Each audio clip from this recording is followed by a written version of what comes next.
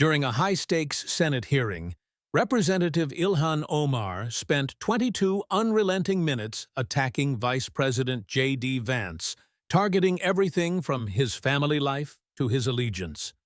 She believed this would be a defining moment, a televised takedown for the ages. However, merely 37 seconds later, the tide turned completely thanks to his composure and a stack of documents prepared 3 months in advance. Vance did not merely counterattack. He utterly dismantled her political career. At a U.S. Senate hearing concerning immigration, the atmosphere grew heavy from the very first minutes. Everyone in the room felt the tension immediately, knowing this was no ordinary meeting. When Representative Ilhan Omar was handed the microphone, she wasted no time with pleasantries or introductions.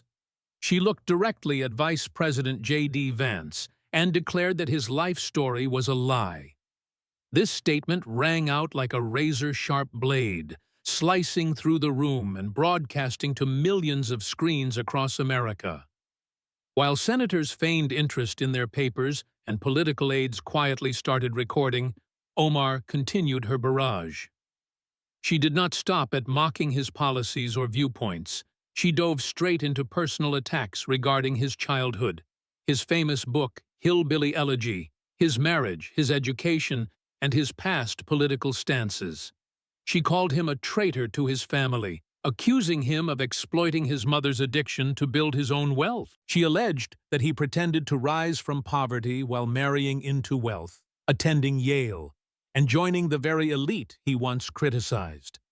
She noted he once compared President Trump to America's Hitler, yet now contentedly served as vice president under him. "So, who are you really between those two people, Mr. Vance?" she concluded with a heavy, accusatory question. Omar believed she controlled the media narrative in that room. Several Democratic senators and her own aides thought this was a golden opportunity. A refugee woman of color and representative bravely exposing the true face of a conservative figure sitting in a seat of power. They imagined the headlines, "Ilhan Omar Takedown of Vance in the Senate." Clips were already being cut, quotes highlighted, and expressions analyzed frame by frame. Everyone thought Vance was being buried, enduring the shredding of his reputation before millions of watchful eyes. But what they did not suspect was that he knew everything beforehand. 3 months prior to this hearing, Vance had been warned that a coordinated attack from Ilhan Omar was being meticulously prepared, down to the specific wording. A Democratic staffer had quietly leaked the plan to Vance's team, but instead of dodging or speaking out early, he simply ordered his team to let her speak. Throughout that time, his staff quietly gathered every document related to Omar. Marriage certificates, tax records, campaign filings, and controversial past statements in both English and Somali. Old videos and detailed timelines were carefully organized into color-coded files, verified and prepped as if for a real court trial. Vance did not need to interrupt Omar, nor did he need to argue or strain to defend himself. He chose a different approach, knowing that the longer she spoke and the deeper she attacked, the more convincing and effective his subsequent counterattack would be. True to prediction, Omar held nothing back. She went too far, attacking his late mother and twisting his past. She even implied he was a fake product, a puppet of power. That was when Vance knew the moment was ripe. When he began to speak, the entire room seemed to stop breathing. Without screaming or angry retorts, he simply asked softly, "Are you finished?" That question was enough to make her hesitate for a few seconds. Then he began to flip through his documents, refuting every allegation with undeniable evidence. He asked her about her legal marriage to her first husband while living and having children with another man, and filing joint taxes with the new partner before divorcing the first, a violation of tax law. He pointed out campaign funds transferred to a company run by her lover, who later became her husband. Nearly $3 million in donations had flowed into this man's pockets during the time they were having a clandestine affair. After the affair was exposed by his wife in divorce filings, the campaign payments spiked, even covering travel and resort costs unrelated to the election. When she tried to make excuses, he simply produced the invoices and detailed receipts printed in clear color. When she dodged questions, he simply noted her refusal to answer. Step by step, evidence by evidence, he led her into a trap she had created herself. The opening attack she thought was powerful. Criticisms of morality, loyalty, and the American dream aimed at Vance, now boomeranged back to strike her. From offensive comments about the Jewish community like, "It's all about the Benjamins," to referring to 9/11 terrorists as "some people did something," to her speech in Minneapolis stating, "Somalia needs me, America does not," Vance used them all as blades for his counteroffensive. He did not need to exaggerate or embellish. He simply placed the naked truth before the eyes of the nation. The Senate chamber was no longer noisy. Everyone watched in silence as each page was turned. Every question Omar could not answer, and every moment she awkwardly turned to her lawyer without receiving saving advice, was captured. Finally, he stood up, walked to the table, placed 2 sheets of paper side by side, one labeled Vance, one labeled Omar, and began to compare their 2 lives. He did not need to emphasize anything, as the contrast was too stark. One person faced their past, was honest about hardships, and stood tall on true ability. The other hid, evaded, and was finally exposed by undeniable data. When he delivered his final line, "You came here to destroy me, but the only thing you managed to do is destroy yourself," the room remained quiet. But everyone understood the power game was over. The winner was the one who did not need to scream the loudest. While Ilhan Omar believed she held the upper hand with a 22-minute diatribe before the nation, Vance sat opposite her, ready to unleash a political earthquake. What surprised everyone most was that he did not react in the usual way. He showed no anger, did not interrupt, and did not rush to deny. Instead, he patiently waited for her to finish, awaiting the moment his strategy, mapped out months ago, would unleash its power. It was a plan designed not just to parry, but to flip the entire chessboard. Vance knew that when truth is presented coldly and accurately, it does not need to scream to be persuasive. 3 months before the hearing, when he received internal intelligence that Ilhan Omar was planning to trap him with an organized personal attack, Vance did not flinch. On the contrary, he immediately directed his team to prepare a counter-offensive not based on emotion, but on evidence. A thick dossier was built from dozens of public and legal sources: marriage licenses, tax records, financial documents, public speeches, and audio recordings of statements in Somali. Everything was arranged by topic, color-coded, and vetted by a legal team down to the letter. No detail was overlooked. This was no longer simple political maneuvering, but a strategic counter-operation designed like a closed trial, where Ilhan Omar was unaware she was the defendant. Vance understood the psychology of politicians like Omar. She would get intoxicated by her own performance, believing her outrage was justice. She failed to realize that every word she spoke and every accusation she hurled was being recorded by him, not to be rebutted immediately, but to be used to spring an invisible trap.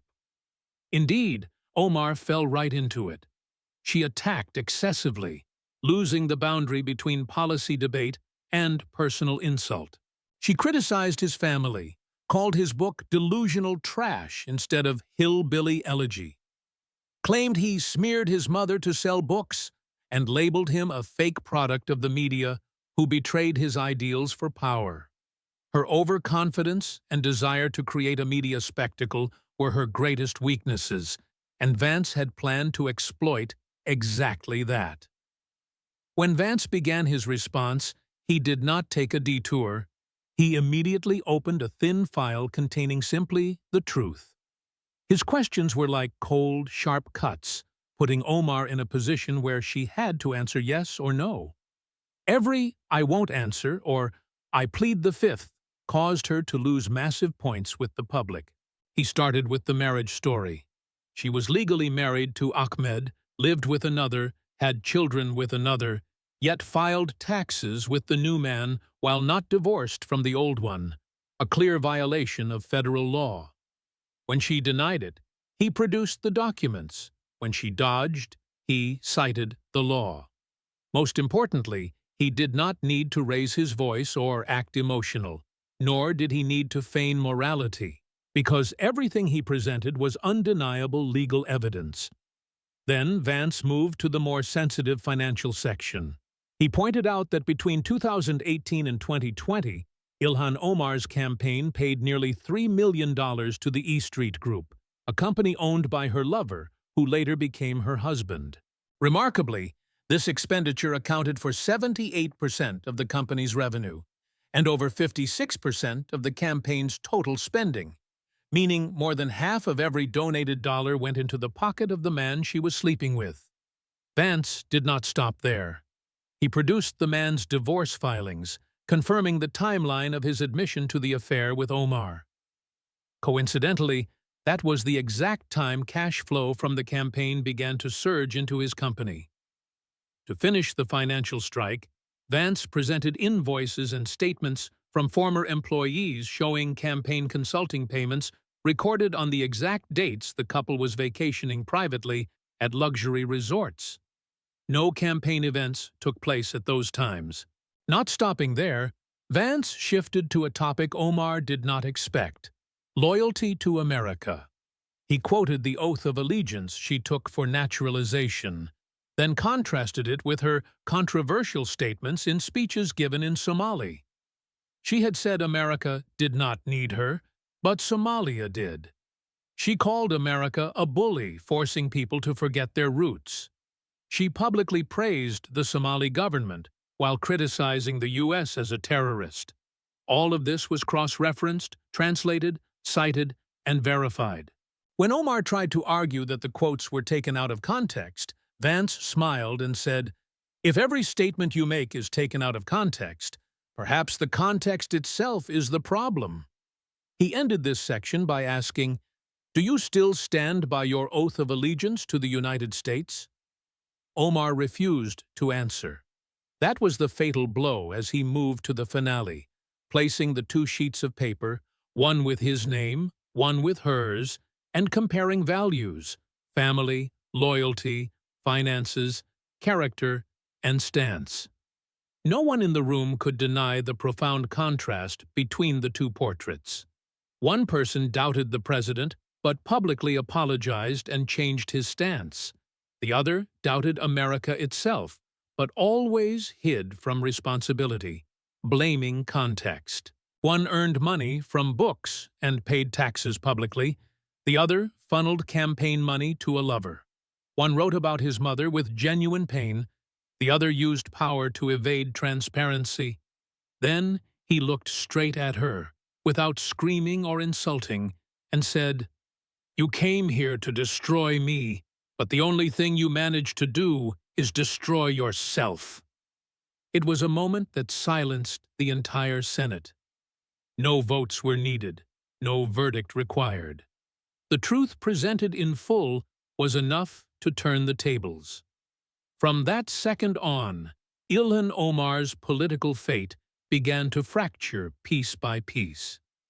Meanwhile, Vance affirmed his position as a master strategist who needed no tricks, only the truth. When J.D. Vance stood up, walked away from his seat, and approached the hearing table, the Senate froze. It was no longer a repartee between opposing parties. It felt like a political tribunal where truth was being brought to light, and nothing could be covered up anymore.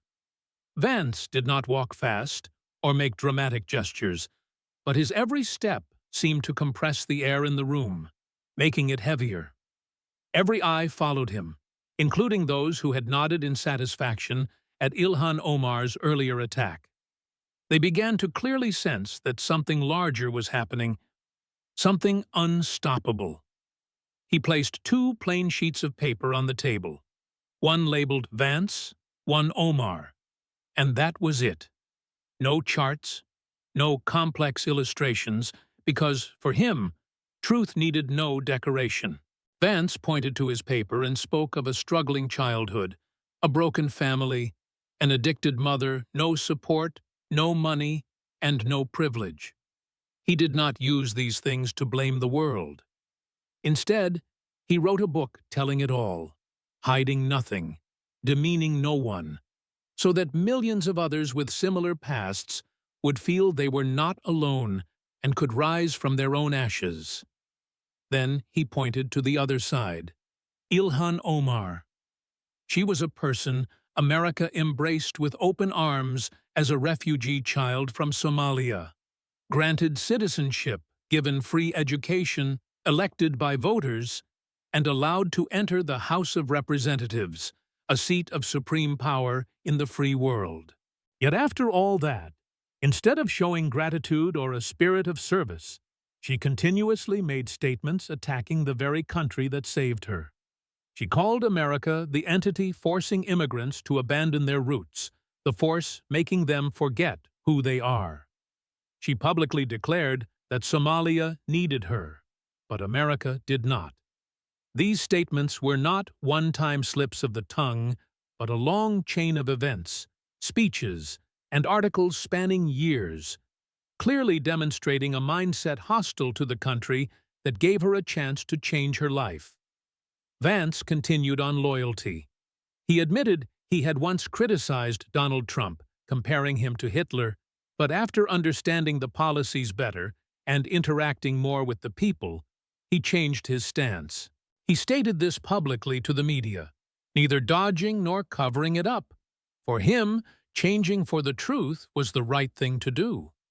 Meanwhile, Omar continuously dodged controversial statements by blaming context, claiming media distortion, or alleging mistranslation. But when the same behavioral pattern occurs too many times, the problem lies not with the listener, but with the speaker. Vance pointed out that when you have the privilege of speaking on national media, every word carries weight, and Omar had not used that privilege responsibly. Next was the issue of money. Vance affirmed he earned money from his book, a bestseller, but declared his taxes fully. There were no shadows, not a single dollar from taxpayers, no hidden funding sources, and no use of political reputation to get rich. Conversely, Omar had let more than half of her campaign budget, money from the people, flow into her lover's company. These funds were not only unusually large, but accompanied by private trips and luxurious vacations falsely recorded as consulting work.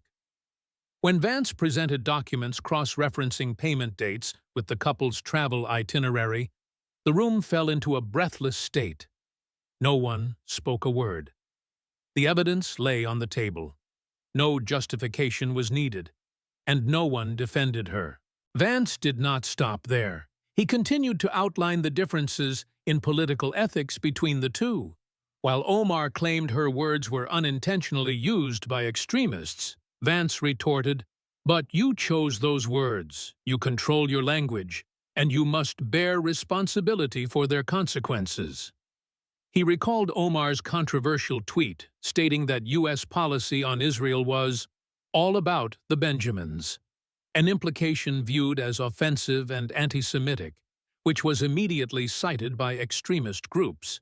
He said plainly, "If a sentence of mine caused neo-Nazi groups to cheer for me, I would have to ask myself what I was saying wrong. You, however, do not." Vance let the evidence speak for him, letting the public draw their own conclusions. That was the greatest difference. When the rebuttal ended, no one in the room retained their initial expression. Senators who had smirked when Omar attacked Vance now looked down. Omar's aides no longer glanced at their phones to see how many were watching online. They understood everything was collapsing before their eyes. Then he ended with the sentence that shook not only the hearing, but American politics. "You came here to destroy me, but all you managed to do is destroy yourself." Immediately after the hearing, a wave of reaction exploded like a storm. Media shared the 377-second clip, likely referring to a longer cut or total interaction, though the core rebuttal was 37 seconds, in which Vance turned the tables, questioning Omar clearly, calmly, and sharply. Social media went wild. The phrase "Omar meltdown" climbed straight to the top one spot globally. People who once supported her began to ask questions. Donors withdrew. The House Ethics Committee and the Federal Election Commission simultaneously opened investigations. Worse, a young politician of Somali descent named Hassan Ahmed announced he would run to replace her less than 24 hours later. His announcement video reached over 11 million views. Vance's counterattack not only shattered Ilhan Omar's political image, but caused severe instability within the voter base that was once loyal to her. Back at the White House that evening, as advisors reviewed the video in the conference room, one whispered, "This will be taught in political strategy classes for the next 100 years." Vance only shook his head slightly. "It's not strategy, just the truth. But that truth, presented at the right time, in the right place, in the right way, created an irreversible moment, a time that reshaped the entire political landscape." It began with patient waiting and was perfected by precision and decency. In a world where everyone tries to scream to drown out others, Vance chose to let the truth speak. And that is what made him the absolute winner. After the hearing concluded, the aftermath was not merely a debate with a winner and a loser. What happened in that room quickly spread like a tsunami, crossing political boundaries to become a media phenomenon and a shocking moment for all of America. National television immediately cut Vance's 37-second counterattack segment and broadcast it repeatedly on all primetime channels. Special bulletins were established, and electronic billboards on the streets flashed the words, "Vance strikes back. Ilhan Omar collapses live." It was as if America had just witnessed a political explosion no one could have predicted. Meanwhile, in the corridor behind the Senate chamber, Ilhan Omar walked amidst a circle of aides and lawyers, her face pale and stripped of its usual confidence. Reporters flocked after her, continuously asking questions. "Did you deny filing false taxes? Did your campaign really transfer money to your lover's company? Do you still hold your position on your 2013 statements?" Not a single answer was given. The repetitive line from her staff was simply, "No comment." But that no longer mattered. The story had spread too fast. Social media platforms overloaded with the sharing speed of the clip. On TikTok, a series of videos splicing Omar's fierce attack with Vance's sharp rebuttal appeared constantly, garnering millions of views in just a few hours. Twitter exploded with the hashtag #OmarMeltdown. Less than 12 hours later, this keyword topped global trends. While Omar was still panicking and trying to control the situation, a new threat appeared, and this time it did not come from the opposition party. A 12-second video was posted by a state-level politician named Hassan Ahmed, a Somali American with a past serving in the police force, known as a man of integrity closely tied to the immigrant community.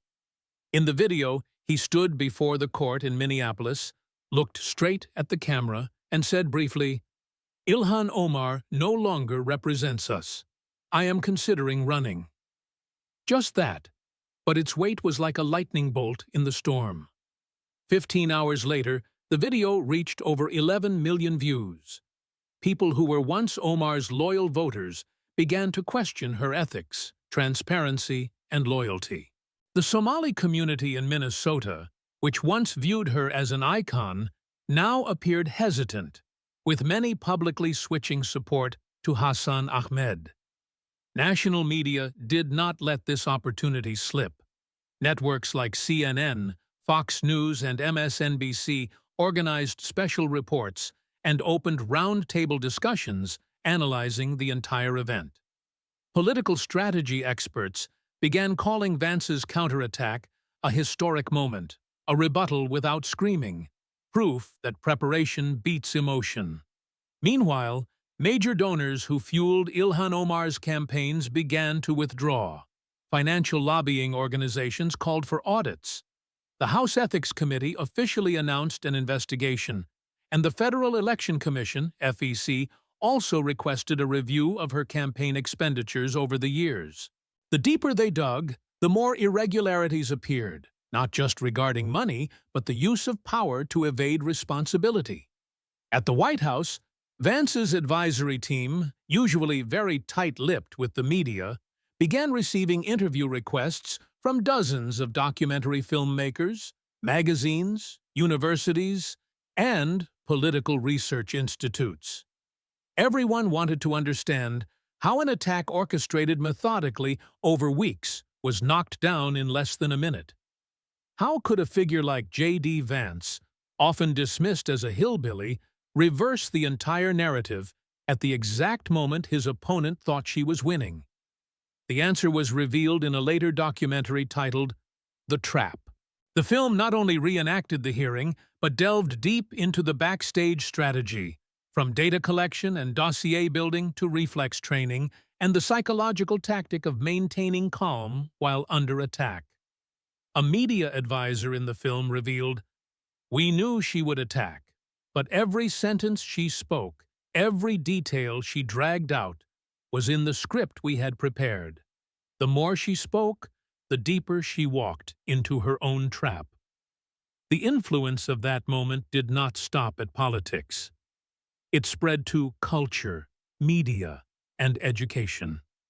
Political strategy classes at universities began including the video in lectures. Books on debate and communication cited the moment Vance stood up, opened 2 sheets of paper, and spoke about the contrast between 2 life stories. Without effects or a stage, he used carefully prepared truth to show who was truly worthy of representing the people. But more notable was the impact on the public. Millions of Americans, from poor rural areas to prosperous cities, from immigrant families to the working class, watched the video again and again. They watched not just for the drama, but because they saw themselves in it. They saw a person once looked down upon for a humble background, attacked for being honest about his past, stand up to defend his honor, not with anger, but with truth. They felt the value of honesty, of gratitude to the nation, and of responsibility for one's words. Vance did not just protect himself. He reclaimed a voice for millions who were once considered not standard enough to be heard. Ilhan Omar, meanwhile, seemed unable to adapt to the seismic shift occurring. Every effort to salvage the situation was too late. From a person who was a symbol of hope and diverse power, she quickly became a prime example of the disconnect between image and action. The most regrettable part was that she was not defeated by a spoken error, but by a long chain of wrong choices kept hidden until the truth was exposed before the people.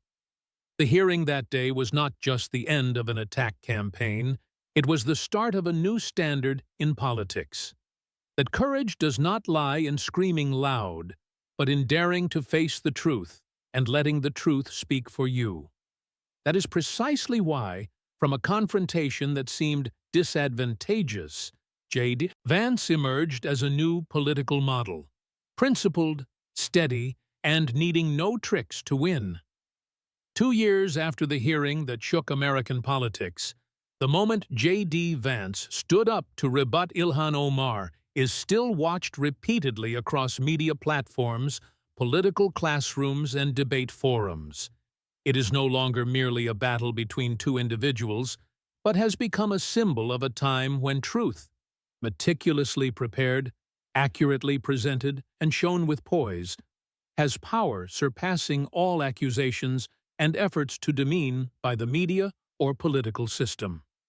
What is more telling is that Ilhan Omar never knew that attacking another person without preparation, while being full of vulnerabilities herself, was the biggest trap she stepped into.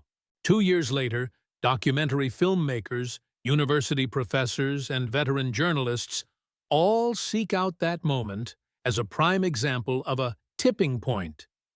This was the moment when a political event not only changed the temporary situation, but shook the foundation of a career. The documentary, The Trap, was released not to demean Ilhan Omar, but to understand exactly what happened and why an attack thought to be carefully calculated backfired into public political suicide. The film's producers initially thought both sides would refuse. Omar because it was too sensitive, Vance because he wanted to keep media distance. However, they were surprised when Vance agreed to participate, hiding nothing and dodging nothing. His first answer in the film's opening interview summarized the spirit of that moment. "I remained silent, not because I was weak. I remained silent because I knew she was saying exactly what I was waiting for." The film opens with the image of the microphone in the Senate room under pale yellow light, followed by Vance's calm voice echoing through the auditorium of that year. The words he spoke needed no exaggeration and carried no aggression, yet each sentence struck straight at the truth that no one could bend. The middle of the film reenacts the preparation process. Thick dossiers marked by color, categorizing sections on marriage, finances, ethics, statements, and the citizen oath. His team spent weeks verifying even the smallest scraps of information. A political advisor revealed, "We didn't plan to win a debate. We planned to strip away the hypocrisy by letting her reveal it herself." In the later part of the film, they interview people who once supported Omar. A woman of Somali descent shared that she was once very proud to see an immigrant like herself enter Congress. But upon discovering campaign money went to Omar's husband's company, she felt betrayed. Another voter said he once thought Omar was the voice for the marginalized, but it turned out she exploited her position like any other old-school politician. Even those who worked on her campaign spoke up, saying they were told not to ask deep questions about expenditures, and her private trips were often recorded as work. A special point in the film is the replay of Omar's reaction at the moment Vance questioned her. Her face shifted from purple to tense, then to visible anxiety, captured from various angles. What haunts viewers is not what she said, but the questions she could not answer. When Vance asked if she still held the stance that Somalia needed her and America did not, Omar bowed her head. When he quoted her oath of U.S. citizenship and asked her to reaffirm her loyalty, she refused to answer. When he presented the cash flow from the campaign to her husband's company, along with travel records to resorts unrelated to the election, she remained silent. No excuse could help her escape the series of logically arranged evidence presented clearly before the people. From a media perspective, experts call this moment a perfect case study, a model situation in modern political communication. It shows that the person holding the initiative is not necessarily the winner if they are not thoroughly prepared. It also shows that strategic silence, choosing the right moment to speak without being ruled by emotion, is the most terrifying weapon.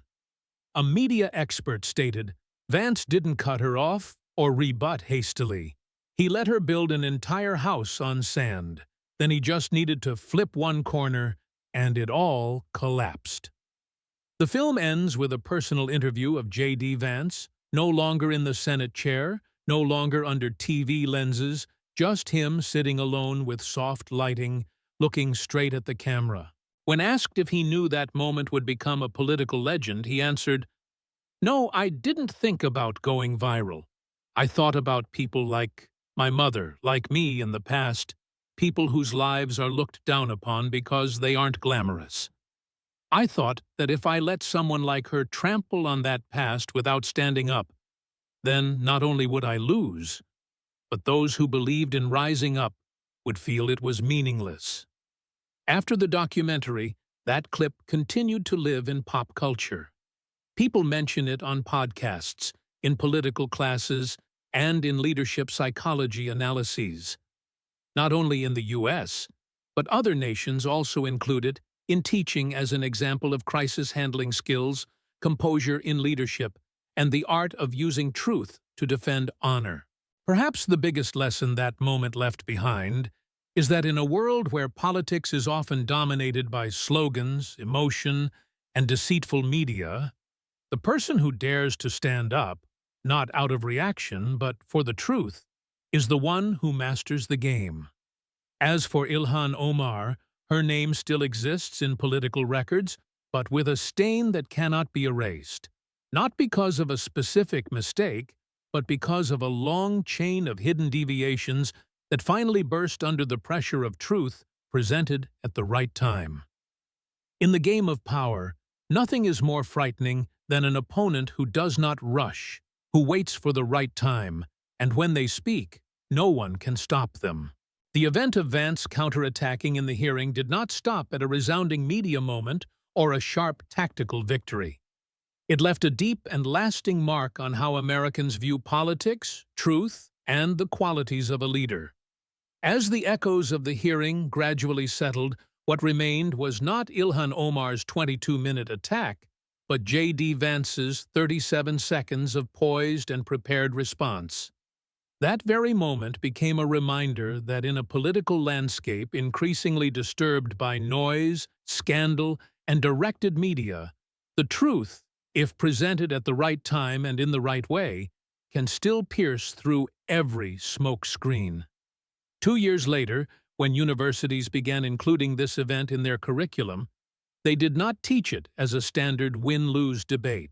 They taught it as a prime example of the power of value-based strategy. Vance did not win thanks to media tricks. He did not hire a PR army to steer public opinion. Nor did he make demagogic statements to please the crowd. What he did was prepare thoroughly, respect the process, and wait for the appropriate time to let the truth speak. The thick, clearly categorized files were not to threaten the opponent, but to prove that a person can be attacked by words but cannot be defeated if standing on the foundation of honesty. What made people respect Vance lay not just in what he said, but in what he did not need to say. Throughout 22 minutes of being attacked, he did not fall into a defensive state. He did not get angry, did not rebut every sentence, and did not try to play the victim. He let the opponent reveal everything, digging deep into subjective emotions and beliefs until every accusation reached its limit. Then, when it was his turn, he did not respond with emotion, but with logical sequence, with documents, with evidence, and with an organizational mindset so precise that no one could doubt it. That is the difference between a politician acting for fame and a person acting for the truth. Even political analysts, usually very harsh on conservatives like Vance, had to admit that the way he handled the situation established a new standard. Many media experts call it the art of controlling space, meaning not needing to dominate in duration or volume, but controlling the listener's psychology entirely by letting the opponent expose their own weaknesses, then using the truth to guide public opinion back. What made it so effective was that Vance did not personalize the matter. Despite being attacked regarding his mother, wife, background, and honor, he kept himself within the limits of debate. He did not attack Omar with hatred. He only put forth questions, and every question was accompanied by specific evidence. The coldness in his method and fairness in his presentation allowed him to not only win the argument, but also win the public's trust. Regarding the people, that moment was like a fresh breeze in a chaotic political context. When many voters began to lose faith in the system, when promises were betrayed and truth distorted by partisan interests, the way Vance faced the attack lit a ray of hope. It showed there are still people who can overcome emotion, stand firm on their stance, and behave with respect for themselves, for the opponent, and for the nation they serve. Millions of people felt they were represented authentically, not by flowery words, but by a real human with an imperfect past but full of grit and gratitude. To them, Vance not only defended his own honor, but stood up to defend the honor of a class often looked down upon. The workers, people from remote areas, people once labeled by society as less civilized. The event also posed a major question for media and public opinion. Have we been too easy in praising icons built on words while forgetting to check the actions behind them? Ilhan Omar was once a symbol of diversity, the voice of immigrants, the image of a woman of color fighting for justice. But when evidence was produced regarding the misuse of campaign budgets, non-transparent tax filings, and offensive statements about communities, people were startled to realize that image is not enough to cover the truth. That very moment caused the public to reevaluate the criteria for judging a leader. Not just what they say, but how they live, how they behave, and whether they dare to take responsibility. Since the incident, a series of internal reforms have been pushed in Congress. Stricter regulations on financial transparency for campaigns, clearer requirements for tax filings by members of Congress, and especially tighter monitoring of financial relationships involving relatives.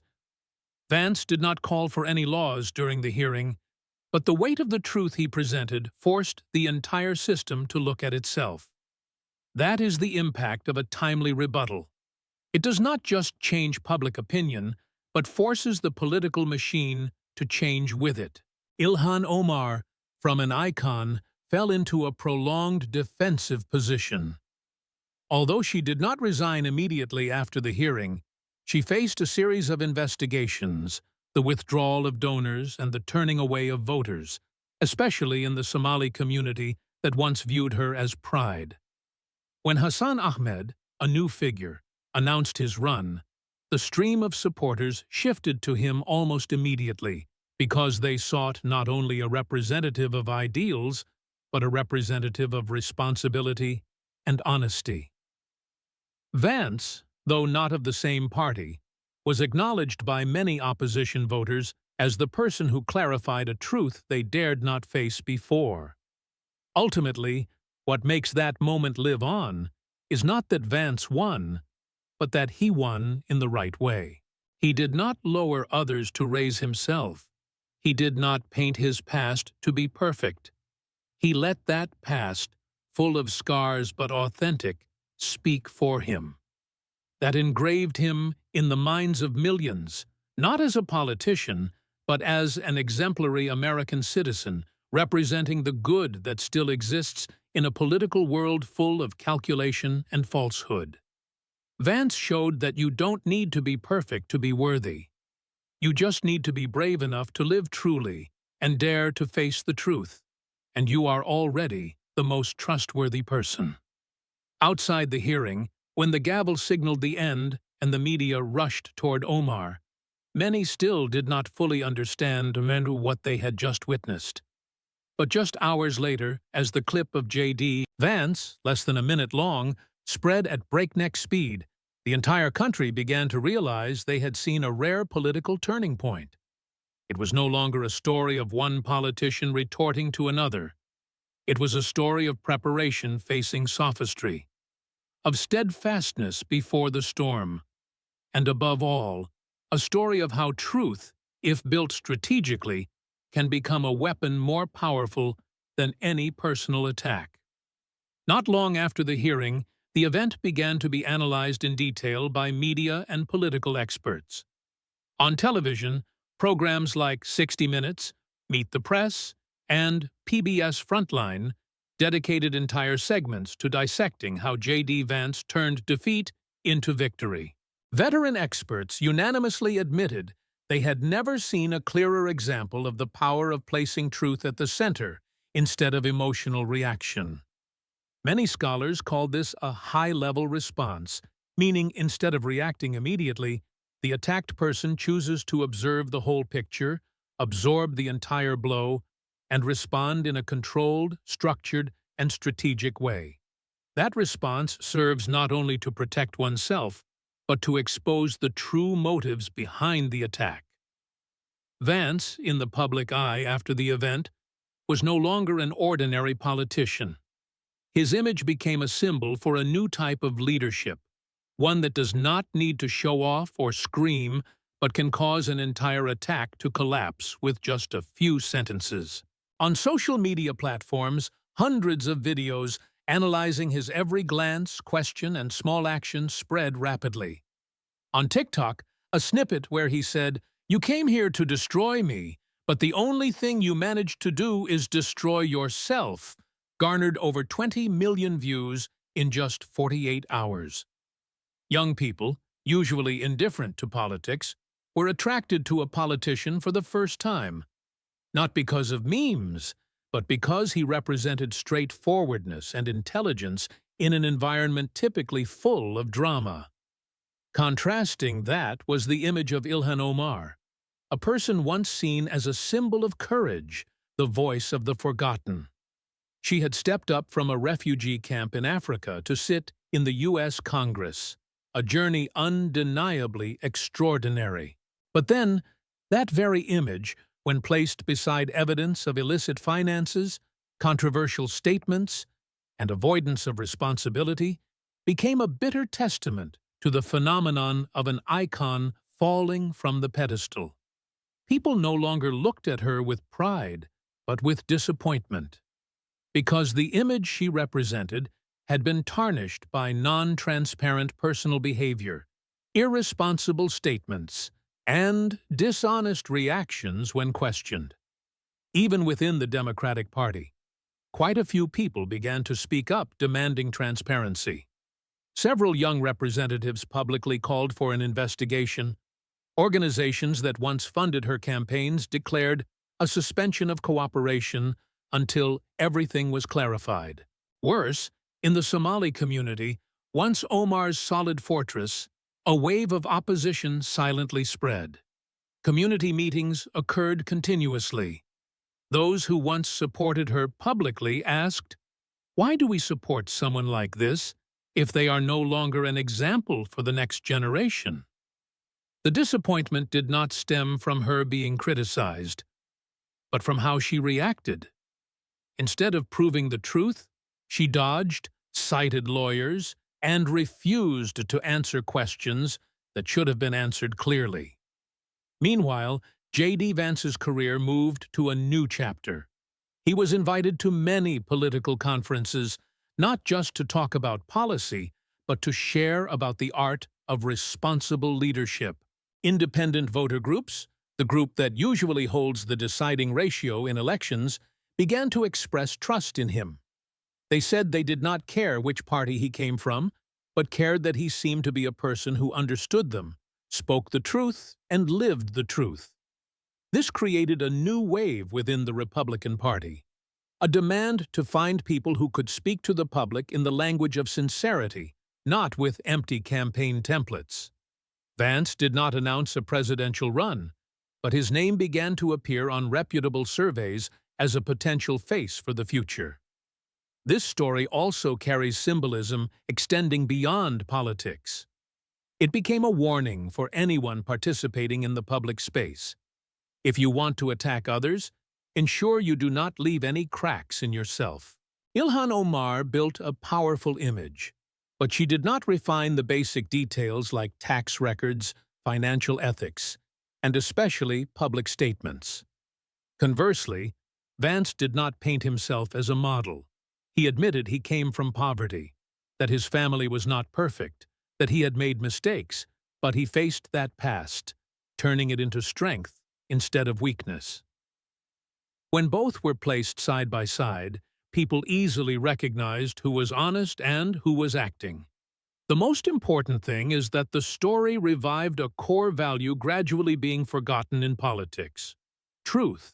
Not truth told through a media perspective, but truth from documents, actions, and transparent records. Truth needs no raised voice, no slogan. It just needs to be prepared, respected, and shown at the right time. And Vance did that, not just to win a hearing, but to reset a standard that the American political arena desperately needs. You don't need to be perfect to be trustworthy, but you must be real to be believed. That is exactly why, when universities started teaching that event as a prime example in strategic communication or leadership skills, they did not teach how to win an argument, but the art of waiting and using truth at the right moment.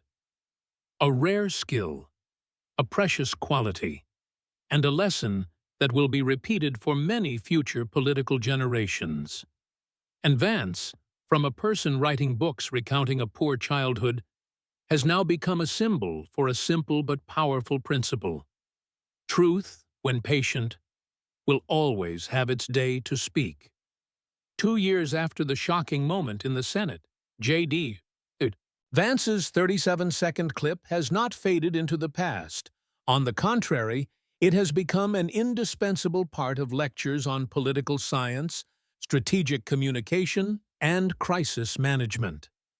Many top universities in the U.S. and Europe use it as a model case study, not just because of the drama and media value it created, but because of the profound lessons behind it. Preparation is the ultimate weapon. Truth is the firmest foundation, and ethics is not something built by words, but must be proven by consistent and transparent action over time. At Harvard University, in a class on leadership and political influence, Professor John Whitmore dedicated a full session to analyzing that historic counterattack. He screened Ilhan Omar's entire speech, lasting 22 minutes, asking students to note every point of attack. Then, he played Vance's 37-second response and asked students to compare the two strategies, one side attacking relentlessly and emotionally, the other waiting, analyzing, and responding with truth.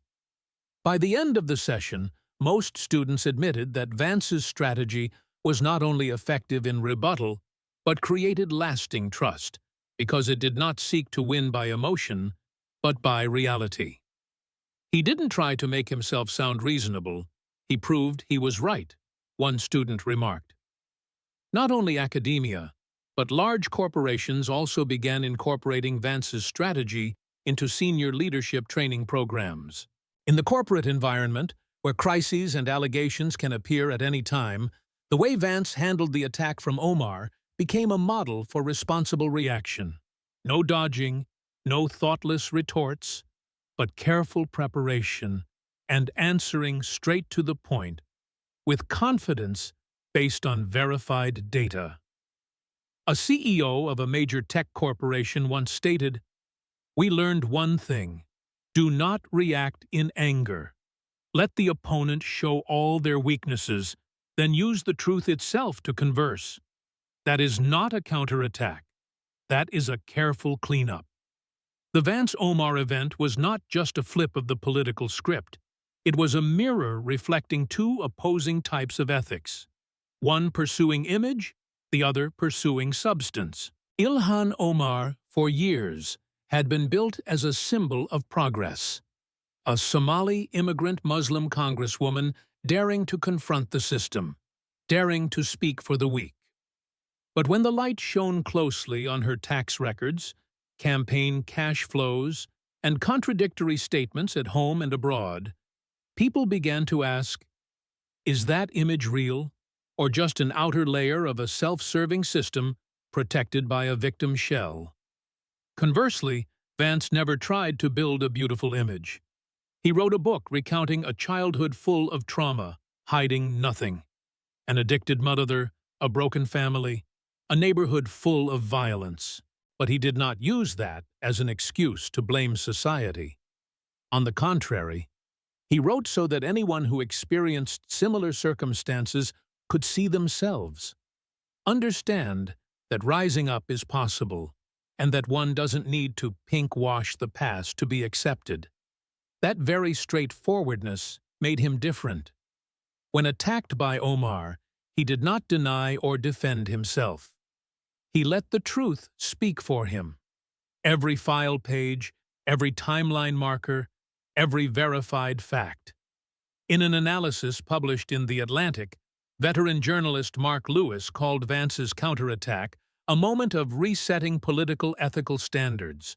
According to him, for too long people accepted politicians saying one thing and doing another, then using images to hide the truth. But Vance reversed that logic. He used no polishing tricks.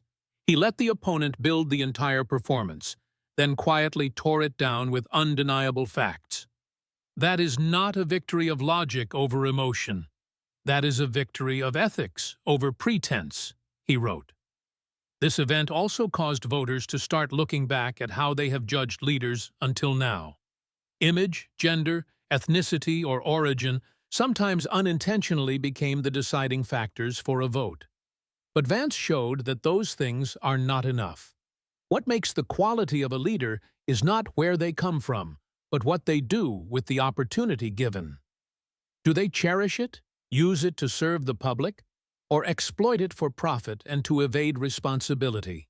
When Vance placed the two papers on the table, one named him, one named Omar, and compared every point on finances, loyalty, ethics, and truth, the public did not see a debate, but a court of justice.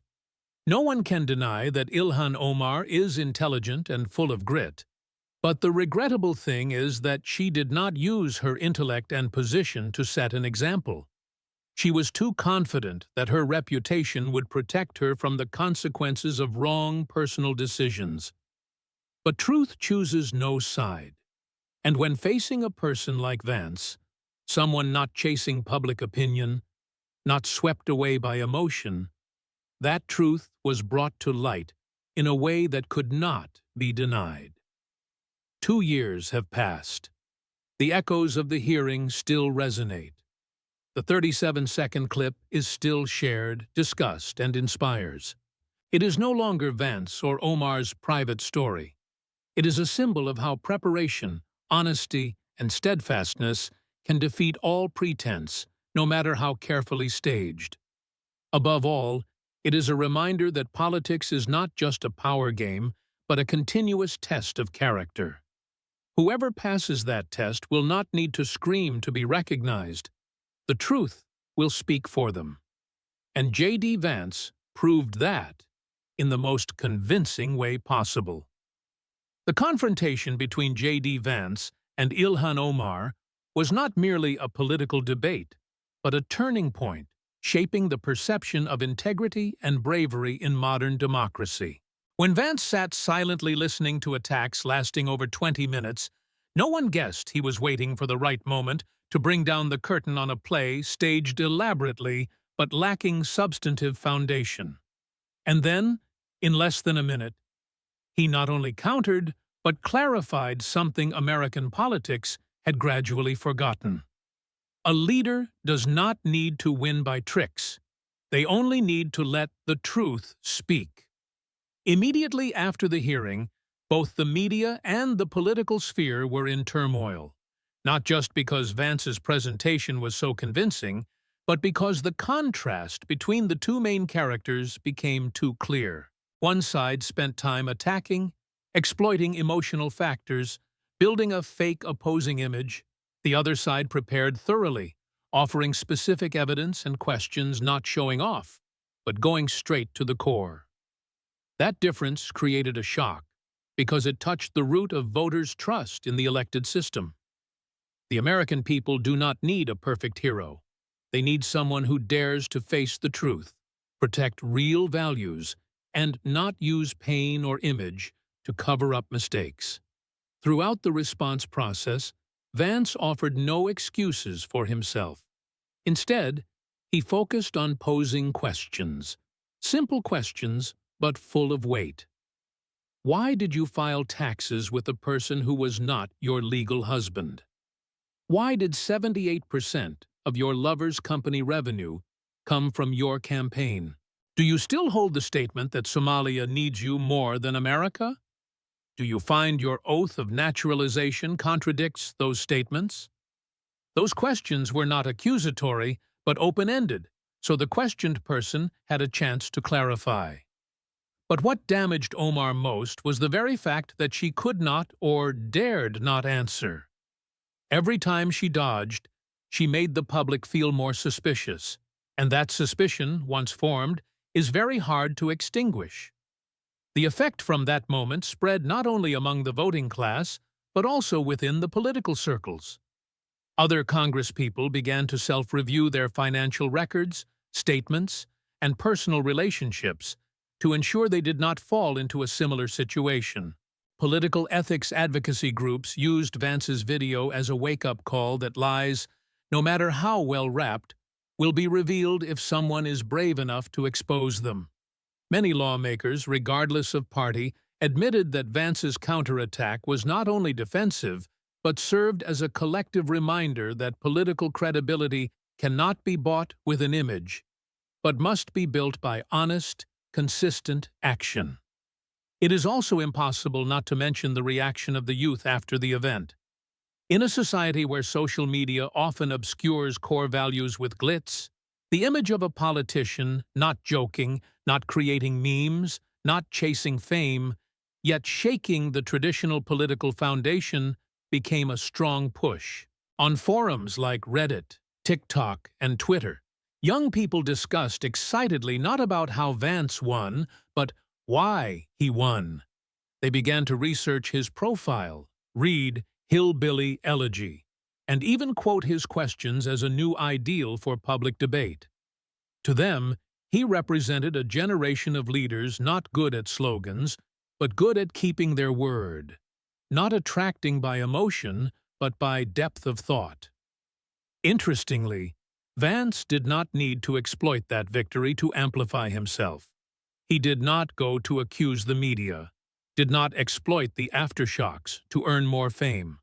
On the contrary, he kept his inherent demeanor, calm, alert, and continued his work as if a political earthquake never happened. That is also why people believed him more. In a world where people often polish every small victory, a person willing to let the victory speak for itself becomes distinct. He made everyone understand the truth, if strong enough, needs no advertising. It will affirm itself over time. From that story, another positive consequence appeared. The standard for evaluating leaders gradually changed. It is no longer surveys leaning on form, but a process of scrutinizing actual behavior and responsibility. Voters began to ask questions they previously let slide. Is that person honest about finances? Are they consistent between words and actions? Do they use power to cover personal mistakes? Do they know how to take responsibility instead of blaming? These questions became new criteria not just for politicians, but for public figures in general. And that is the deepest impact the hearing brought. It not only collapsed an individual, but pushed the whole society to look back at standards that were gradually being forgotten. Regarding Ilhan Omar, her career seemed unable to recover as before. Although she did not resign immediately, she faced a series of investigations, a wave of opposition from voters, and pressure from her own party. Her once praised image is now attached to the phrase Omar meltdown, a term no longer derogatory, but a cultural marker reminding that arrogance without responsibility leads to self-destruction. She failed not because she was attacked by an opponent, but because she could not defend herself with the truth. When people look back at that moment, the most memorable thing is not the harsh questions, the steely evidence, or Omar's pale face when cornered. The most memorable thing is how Vance ended it. He did not celebrate, did not mock, did not ridicule. He said just one sentence: "You came here to destroy me, but the only thing you managed to do is destroy yourself." That was the closing statement of a person who did not need to claim victory because the truth had done that for him. And precisely because of that, that moment will be remembered not as a harsh debate, but as a historic reminder that ultimately, ethics is the place that truly decides the fate of a human being in politics. The hearing between J.D. Vance and Ilhan Omar, viewed on the surface, could be seen as a power battle between two opposing political ideologies. One side was a conservative vice president from a poor working class, representing rising up through individual effort. One side was a progressive congresswoman, a symbol of immigration, feminism, and diversity. However, when the outer shell was peeled away piece by piece during Vance's sharp 37-second counterattack, people gradually realized this was not just a debate between two individuals, but a confrontation between two value systems. One side laid a foundation on truth, responsibility, and gratitude. The other laid a foundation on image, emotion, and political rhetoric. The final result was the clearest proof for the question: which value will be sustainable when everything is placed on the operating table? From the moment he entered the hearing room that day, Vance had no intention of turning the meeting into a tit-for-tat confrontation. He did not come to win in terms of expression or to please the media. He came with a single goal: to give the truth a standing place amidst a forest of words, easily causing misunderstanding. That is why he did not rush to rebut when Omar continuously attacked his honor, family, past, and political career. To Vance, every word of attack was not a slap, but a brick Omar placed herself into the wall of illusion she was building around herself. He just needed to wait for her to finish building, then use the key of truth to open the door she forgot to lock. The public listens not only to words, they also watch reactions, temperament, and the values each person shows in situations under the highest pressure. When Vance responded, he did not do so to retaliate. He did not trample on the opponent's honor to save his own. On the contrary, he kept a calm tone. Every question posed was not to accuse, but to verify. Did you file taxes with one person while not divorced from your legal husband? That is not an accusation, but a question any citizen has the right to ask the person representing them in Congress. Did your campaign transfer nearly $3 million to your lover's company, later your husband?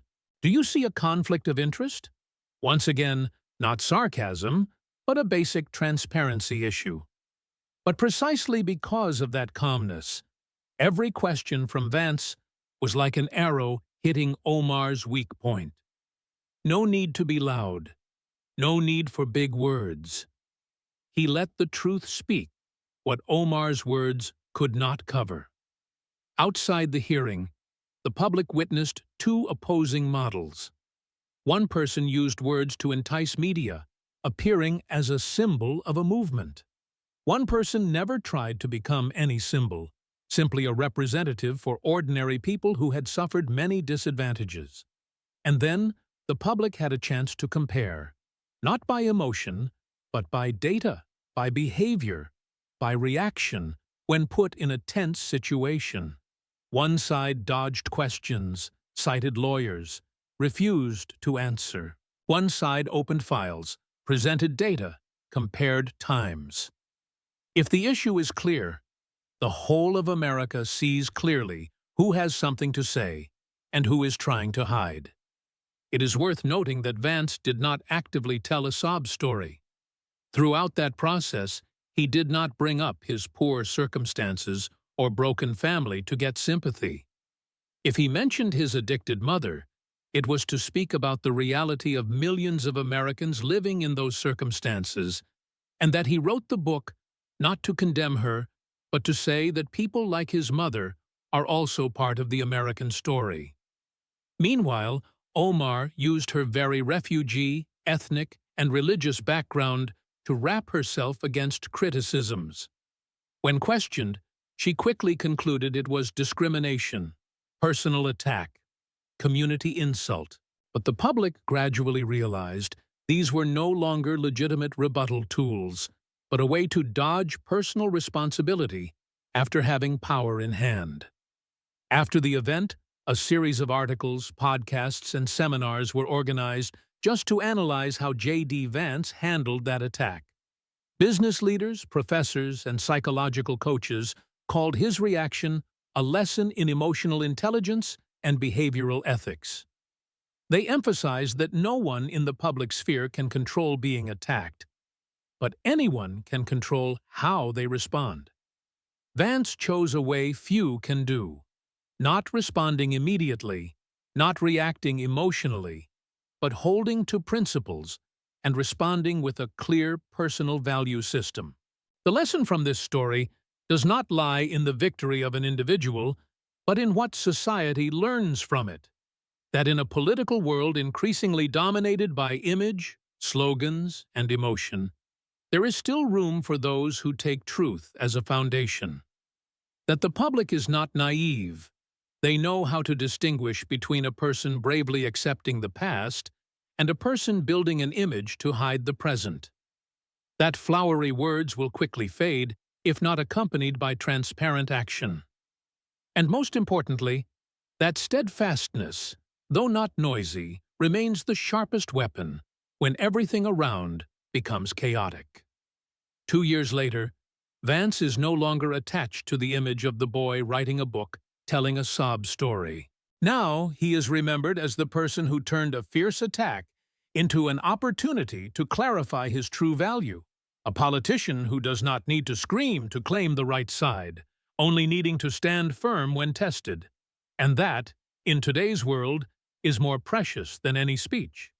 It was not just a victory over Ilhan Omar, but a victory of truth over all forms of fake appearance. A quiet but resonant victory, because it says what millions once wanted to hear, that a good person, if brave enough, can still win. The story between Vance and Omar did not end in the hearing that day.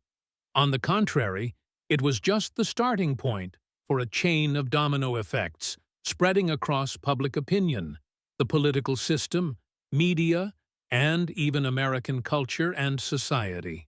The influence of the counterattack, lasting less than a minute, surpassed the limits of a normal political event. It gradually became a symbol of how an ordinary person, without superior power or a noisy voice, can still make an entire system listen if that person holds the truth, prepares thoroughly, and is not swept away by emotion. That event not only exposed Ilhan Omar's weaknesses, but unintentionally opened a larger debate about ethical responsibility in modern politics. When the evidence was produced by Vance, from filing taxes wrongly, using campaign budgets transferred to a lover's company, to controversial statements regarding loyalty to America, everyone started to realize that the system has loopholes too large for a person to exploit the name of representing a community to dodge control. This confrontation revealed a scary truth. When media focuses on protecting images while the public is dazzled by icons, wrongful behaviors can exist in the dark for many years. However, what made the majority of the public respect Vance lay not in him exposing Omar, but in how he did it. He did not turn the hearing into a personal colored attack. He did not insult the origin, gender, or faith of the opponent. Instead, he stuck tight to facts, legal documents, and financial evidence. Every time he asked a question, he let the opponent have a chance to answer, not forcing, not leading astray. But precisely the consistency, clarity, and tightness in logic made Omar unable to respond. And that created a contrast so clear it could not be mistaken. One side ready to be transparent, one side only finding ways to dodge. It also must be emphasized that Vance was not a stranger to being underestimated. Before entering politics, he was seen as an outsider, an author writing about a miserable childhood, a country person entering the world of elites. Many once called him a person telling sob stories for money, an opportunist, or a product of right-wing media. But after the hearing, virtually all those criticisms vanished. Not because he justified himself, but because he proved that he understood clearly the values he represented, and, more importantly, he lived true to them. A person maturing from poverty never uses circumstances as a shield, but uses it as a mirror to remind himself of responsibility. On the opposite side, Ilhan Omar's image was severely damaged. What disappointed the public was not just the violations in conduct, but the evasion when questioned. She was once seen as brave, the voice of the weak, a symbol of a diverse America. But in that hearing, she could not answer clearly basic questions about legality, public service ethics, or personal statements. Confidence at the start turned into confusion, then awkwardness, and finally interrupting, making excuses or refusing to answer. That is an image media cannot save, because the nature of truth is that it cannot be blurred by image tricks. Not long after the hearing, internal polls showed approval ratings for Omar dropped sharply in the very district she represented. At voter meetings, she was questioned intensely about financial transparency, public service ethics, and especially refusing to answer questions at the hearing. People who once supported her no longer reacted with cheers, but with scrutinizing eyes. She was no longer looked at as a victim of the system, but as part of that system. And worse, a person exploiting privilege to dodge control. Some members of the Democratic Party began publicly asking whether to continue nominating her in the next term. This crack did not come from political opponents, but from right within the hearts of those who once stood by her. Meanwhile, J.D. Vance's career seemed to turn a new chapter. Not only supported more by the public, he was also seen as the person who redefined political behavior in the digital media age. In a place where fake news spreads faster than truth, where emotions are easily manipulated by a few headlines, the image of a leader holding firm to a stance, speaking little but doing much, and letting the dossier speak for him became the new standard voters sought. Vance did not turn himself into an icon, but his very actions made him viewed as a model of responsibility, discipline, and steadfastness. The hearing between Vance and Omar also forced the political system to look back at holes in the checking and monitoring mechanism. After this event, committees in the House and Senate began tightening the process of verifying members' personal finances. Government watchdog organizations pushed demands for transparency in campaign spending.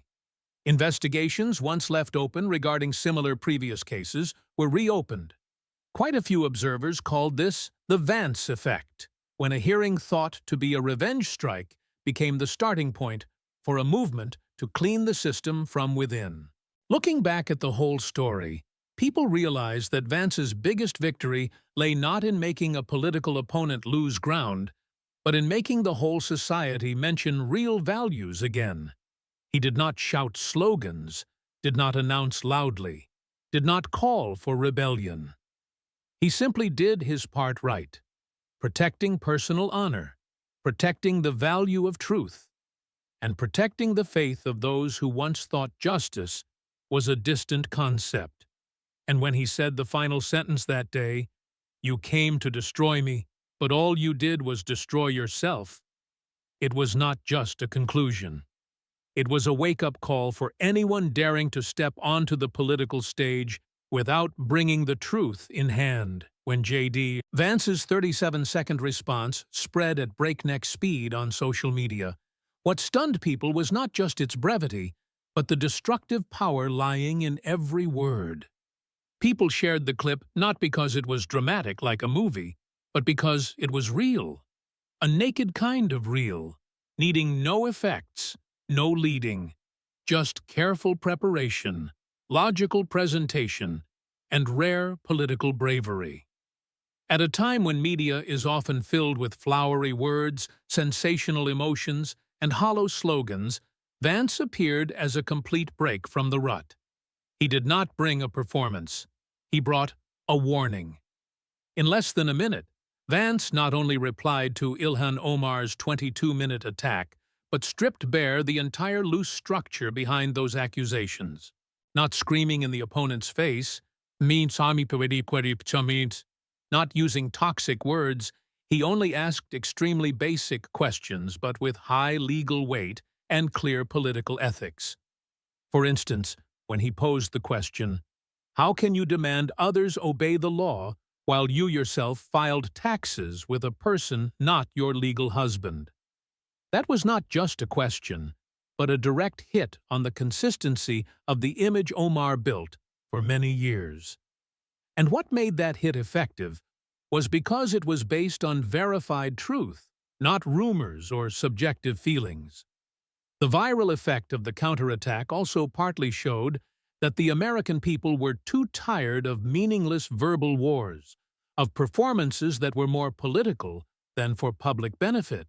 In Vance, they saw a person who did not need to raise his voice but still compelled others to listen.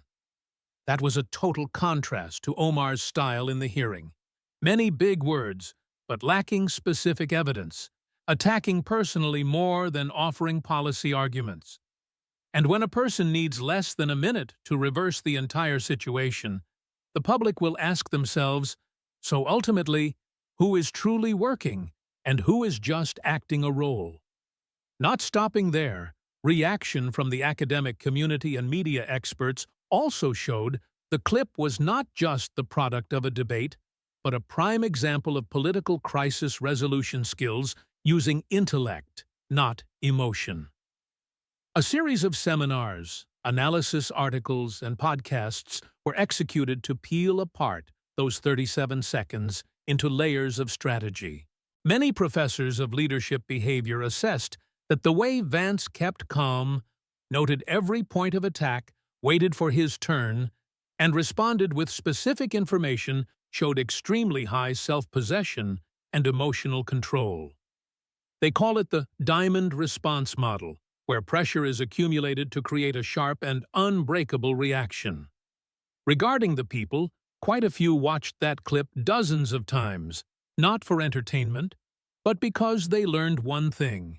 When you are attacked, do not reply with anger. Reply with truth.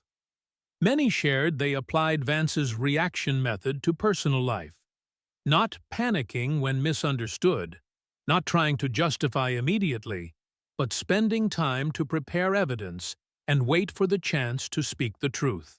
That very thing made the clip a form of conduct guide in crisis, whether the subject is not only a politician, but anyone living in a world dominated by prejudice and public pressure.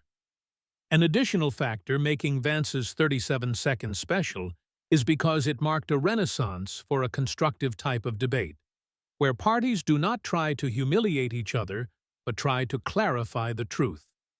In recent years, political debates in the U.S. gradually lost persuasiveness due to radicalization, emotionalization, and factionalization. Instead of debating to reach a solution, people debated to bring down the opponent. But here, Vance had no intention of destroying Omar personally. He did not attack her skin color, religion, or refugee past. He only aimed at behavior, documents, things that could be checked. And that made his response carry no scent of revenge, but a clear comparison between image and truth. Also from there, many political commentators began to offer the opinion that Vance changed the rules of the game. Previously, people believed that in politics, whoever is louder, more sensational, knows how to hit voter emotion, better wins. But Vance's 37 seconds showed an opposite truth. Thorough preparation, composure, and clear evidence still have superior power if placed at the right time and place. Even an expert compared that moment to a technical knockout punch in boxing, needing not much force, just the right weak point and right timing. More importantly, the long-term consequence of that response lay not in who won or lost, but in making the entire system look at itself. Other politicians, even if not sharing views with Vance, began to be more cautious in statements and personal finances. Civil organizations demanded Congress tighten regulations on conflicts of interest. And in the minds of the people, a new standard of debate was gradually established. Debate is not to eliminate, but to clarify. Not to win, but to protect the truth. Finally, if one must summarize the value of those 37 seconds in one sentence, perhaps it is this: when you have the truth in hand, you do not need to scream loud. Others will have to be silent and listen. Vance did not need to hype himself. He expressed no anger, did not trample on the opponent, yet still made the whole auditorium go silent. Not because of power, not because of position, but because he spoke things no one could rebut. And that is the highest power in any confrontation, the power of truth.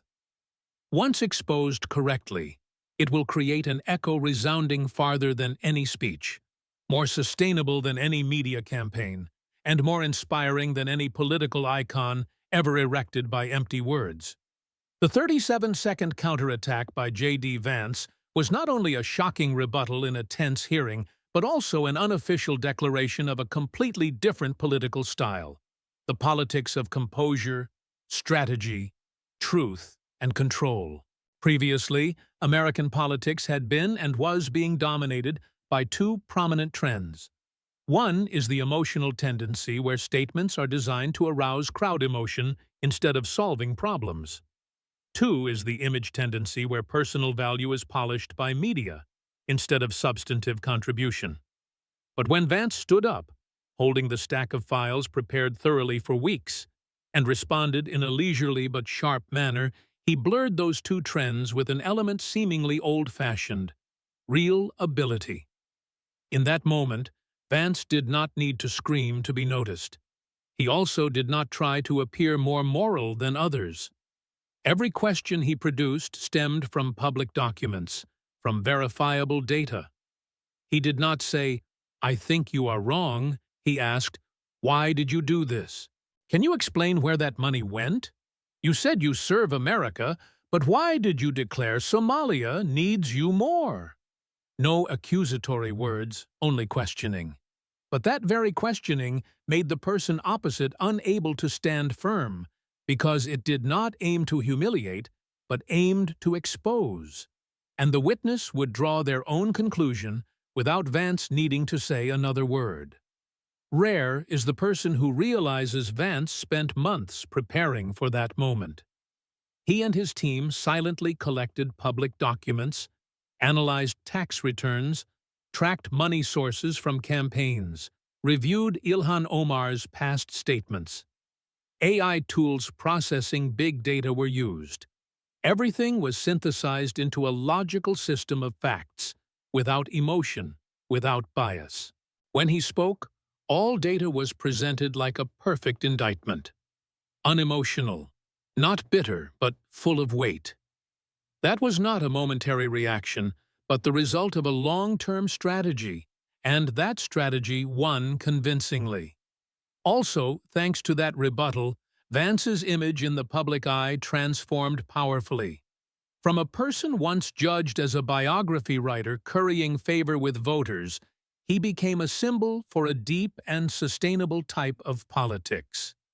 His steadfastness, discipline, and ability to keep calm became a topic of analysis not only in the media, but in leadership skill training programs at prestigious universities. Media experts call this victory by empirical evidence, meaning instead of using words to persuade, he used data and the method of questioning to force the opponent to reveal weaknesses themselves. Conversely, Ilhan Omar's confused, dodging reaction, and even trying to divert public opinion, only highlighted the contrast. Media friendly to her tried to salvage the image, blaming the attack on racial and gender discrimination. But the more they did so, the more they made the public suspicious. Because when a politician is questioned by documents, by numbers, by things they themselves once publicly stated, citing sensitive factors like race, gender, or religion only makes them look like they are hiding from the truth. And the public, once doubting transparency, will not easily trust again. The influence of the clip did not stop within the U.S. International media quickly joined in. Newspapers from the UK, Germany, France, Japan to India simultaneously reported and analyzed the situation. On international forums, Vance was mentioned as a model of 21st century leadership, a person who can handle crisis without creating chaos. No one called him a hero, but many commentators called him the keeper of order amidst the storm. And at a time when global politics is increasingly chaotic due to extremism, people crave such people more than ever. No less important is the deep impact on the political thinking of the youth.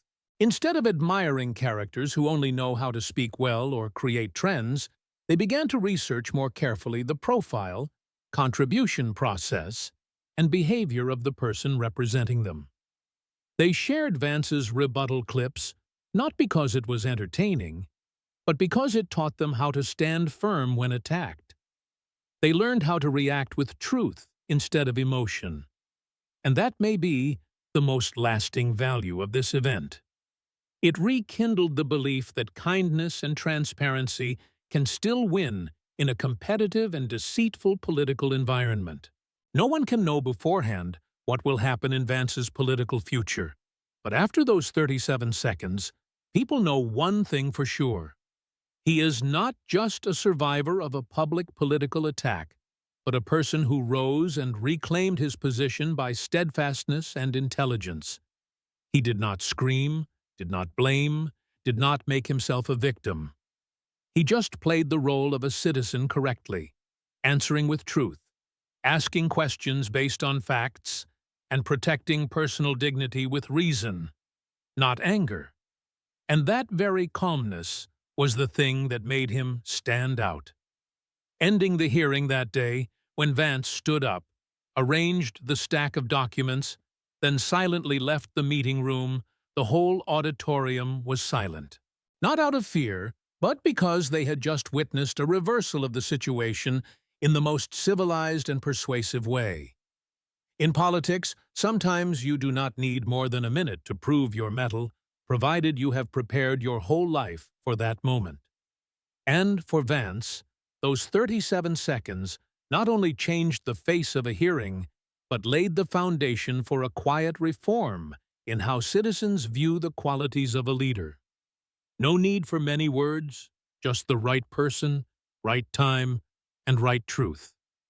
The hearing between J.D. Vance and Ilhan Omar, along with the 37-second counterattack that shook the American political scene, not only closed with a clear victory for the truth, but also opened a new chapter for political dialogues in Washington, where calmness, logical argument, and clear evidence are gradually reclaiming their position from emotional arguments, hollow words, and populist rhetoric.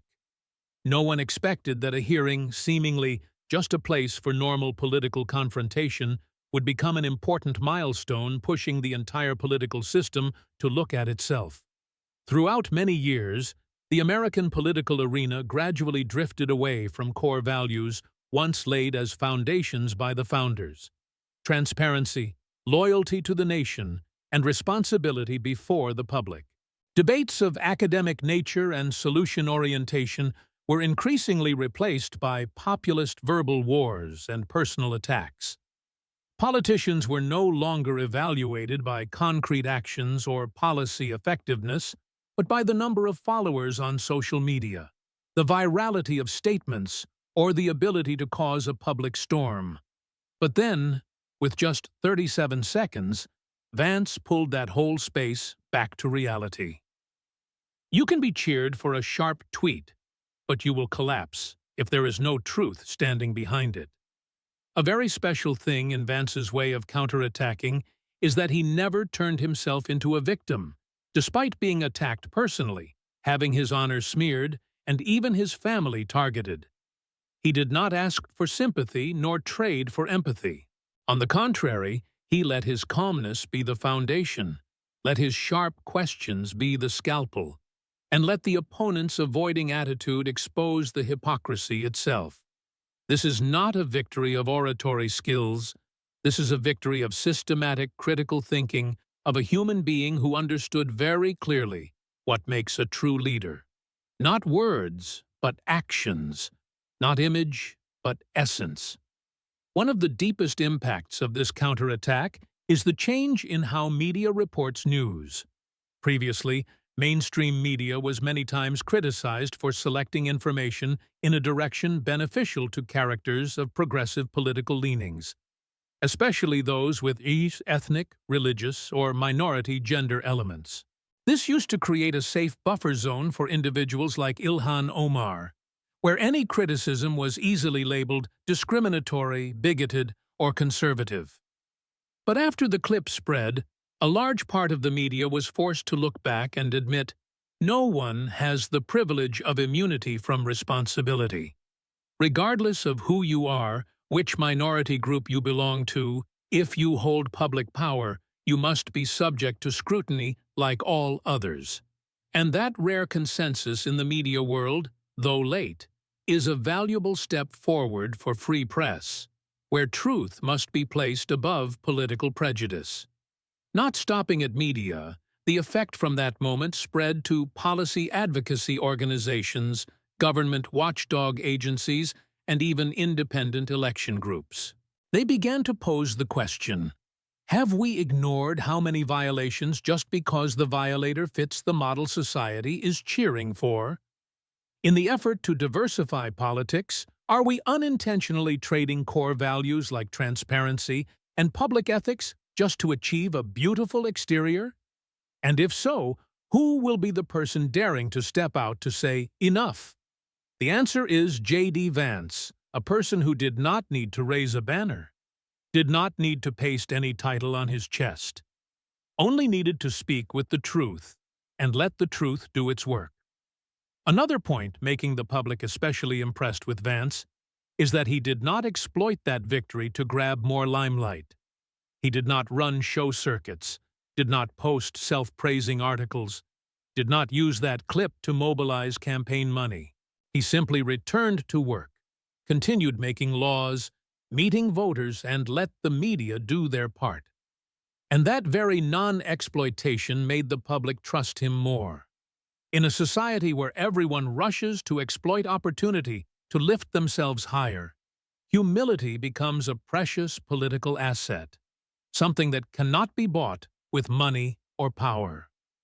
Furthermore, Vance's counterattack also carries symbolism for a new political generation gradually forming, people without special backgrounds, not owning long-standing political lineages, not trained from Ivy League power furnaces, but they understand the pain of the working class.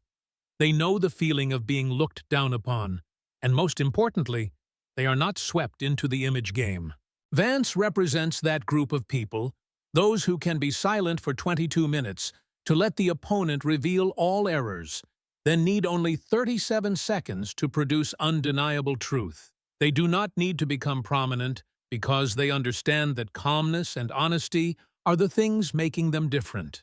The echoes of the event continued to simmer in American politics for many months after. Every question Vance posed to Ilhan Omar was separated, printed into infographics, and spread on social media platforms. Many universities took the clip as teaching material in subjects on political communication, academic debate, dialogue skills, and crisis resolution.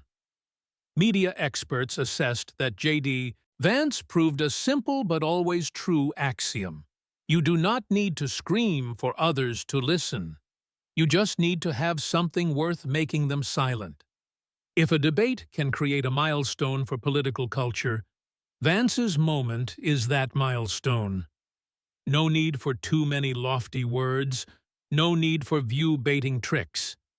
He proved that, in a noisy era, the person keeping calm and speaking at the right time is the person truly holding the initiative. And in those 37 seconds, he not only counterattacked, he redefined how a leader should behave before the public. Not exploding like a firecracker, but quiet like an arrow hitting the target. And that is exactly what makes him leave a lasting mark in the minds of the people and the history of the U.S. Congress. From the moment Vance counterattacked in just 37 seconds, a simmering wave of awakening began to seep into every corner of American political life. But stopping not just at Washington or TV commentary programs, the deep impact of this event quickly spread to other fields, especially education, media, and public culture. Because the truth is, the public does not just want to see who wins in a hearing, they want to understand why that person won. And in that process, J.D. Vance unintentionally became a nameless teacher. The one teaching a whole generation about the importance of truth, thorough preparation, and calmness before pressure.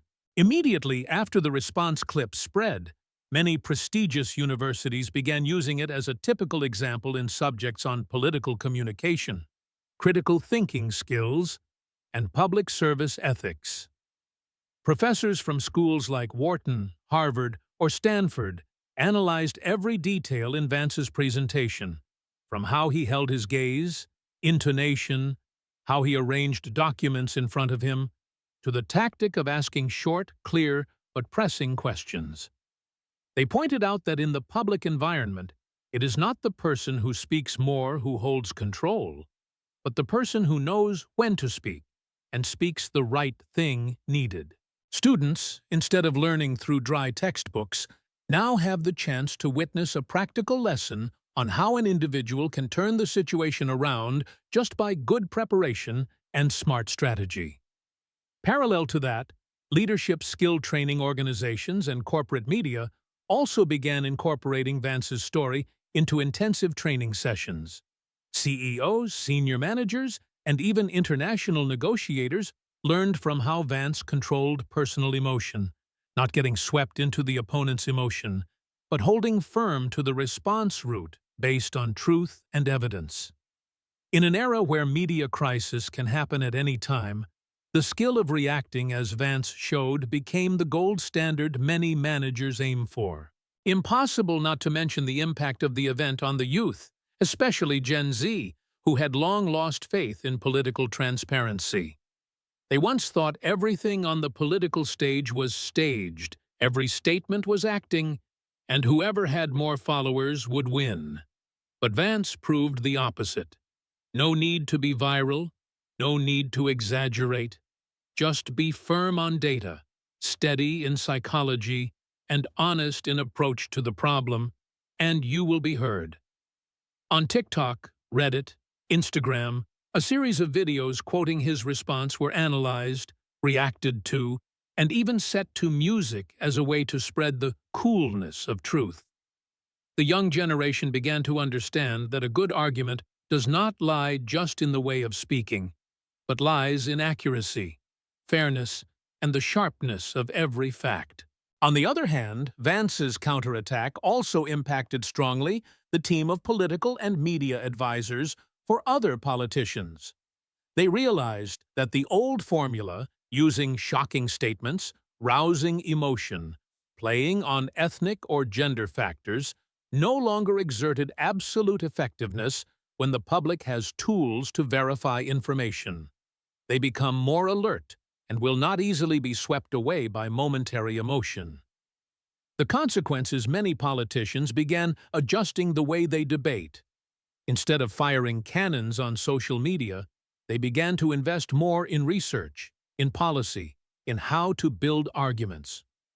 In other words, Vance's 37 seconds created pressure for change, forcing other politicians to upgrade their debating ability to avoid falling into a situation similar to Ilhan Omar.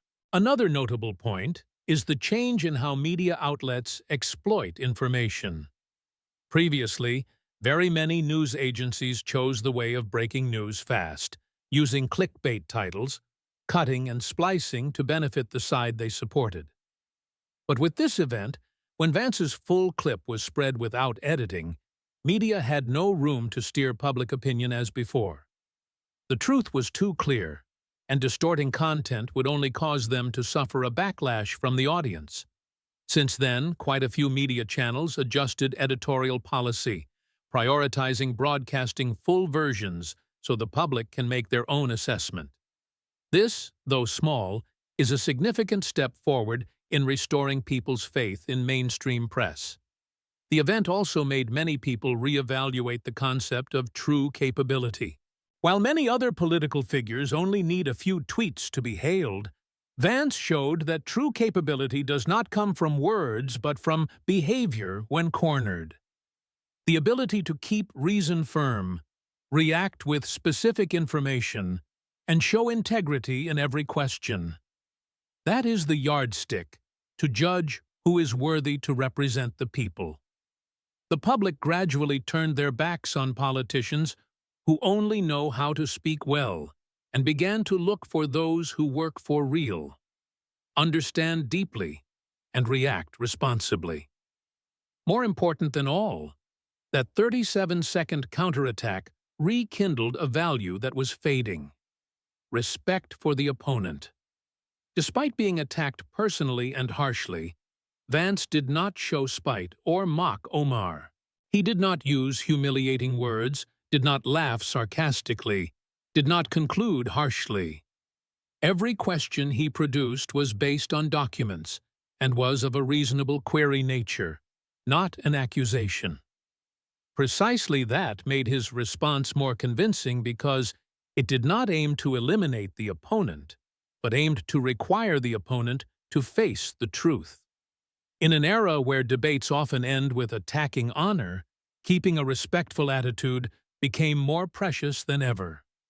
In summary, J.D. Vance's 37-second counterattack is not only a moment for the ages in American political history, but also a living lesson on the power of truth, thorough preparation, and steadfastness. It taught the whole society that you don't need to scream to be heard, don't need acting to be applauded, just stand firm on the foundation of truth, and the whole world will have to listen to you. And that lesson, to this day, still echoes in every debate, every meeting room, and in the thoughts of millions who are yearning for a more honest, civilized, and dignified political arena. The story of J.D. Vance's counterattack, lasting only 37 seconds, is not merely a dramatic political moment in a U.S. Senate hearing. Behind it is a profound and comprehensive lesson on how a human being can face injustice, pressure, and malicious attacks, while still maintaining character, ethics, and truth. In an era where social media manipulates mass emotion, where those who speak louder are more easily noticed, the fact that a politician reacted moderately, not angry, not hateful, but instead presenting logic based on facts and keeping composure, became a rare but necessary lesson. The first thing to recognize is that in any field, from politics to business to daily life, thorough preparation is always the deciding factor. Vance did not win in 37 seconds because he was lucky or spoke skillfully, but because he spent weeks, maybe months, researching, collecting data, and systematizing all necessary evidence. His preparation not only helped him debate clearly, but created an absolute proactive position, causing the opponent to be unable to foresee. This is a reminder for each of us. Never underestimate the power of thorough preparation, because once you hold the truth firmly, you do not need to be loud. You do not need to attack. You just need to let the data speak for you. Another equally prominent lesson is composure when facing attacks. Throughout 22 minutes of being targeted by Ilhan Omar with countless criticisms, Vance did not interrupt, did not react with emotion, did not fall into unnecessary squabbles. He listened, he took notes, he let the opponent show the entire attack strategy, and only when it was his turn did he slowly speak up. This is an art and a high-level leadership skill: controlling reaction. We are living in an era where humans are easily angered, easily lose control, easily react by instinct when insulted. But Vance proved that you do not need to react instantly. Let emotion settle, let reason lead, and respond with clarity and logic. That is the way to truly master the situation. Furthermore, what makes the lesson from Vance more valuable is the humanity in his behavior. Although personally insulted and having his image distorted, he did not choose to bring down the opponent's honor. He did not use vulgar words, did not drag Omar's religion or origin out to retort. Instead, he only posed questions revolving around transparency, public service ethics, and consistency in behavior. He did not hit the opponent's person, but hit their behavior. This is a testament to a constructive debating style where the goal is not to destroy the opponent, but to require them to face the truth and take responsibility for their actions. In society today, when debate often accompanies insult, the spirit of decent debate like Vance's is something worth spreading widely. Also from this story, another important lesson is drawn. Truth always has weight longer than any media trick. While many people choose to build an image by social media, by loud PR campaigns, Vance chose to go against the current, to let actions speak for his person. He did not try to become viral, did not turn the hearing into a personal stage, did not exploit victory to gain more fame. He silently withdrew after fulfilling his duty, and precisely that made the public trust him more. Because in a world full of lies, the honest person will shine. Though that light is not brilliant like fireworks, it is sustainable like the morning sun. Finally, perhaps the biggest lesson this story leaves behind is not just about debating skills, but about the character and dignity of a human being. When standing before the choice between replying with hatred or with truth, Vance chose the truth. When attacked under the name of politics, he did not become a victim nor turn into an attacker. He simply kept his status so that true justice could do its work. And there, people saw the image of a true leader, needing no big words, saying little, just the right person, right value, and right time. With all that happened, it is no exaggeration to say that those 37 seconds left a solid lesson for anyone pursuing the journey to become a leader, a decent person, or simply a human living responsibly with society. That when you have the truth, you don't need to scream loud. The whole world will automatically listen. And that is not just strategy. It is bravery. Not just intelligence. It is character. Not just momentary success, but a long-lasting engraving in the minds of the people. If you found the story interesting, don't forget to like, subscribe to the channel, and turn on the notification bell so you don't miss the next videos.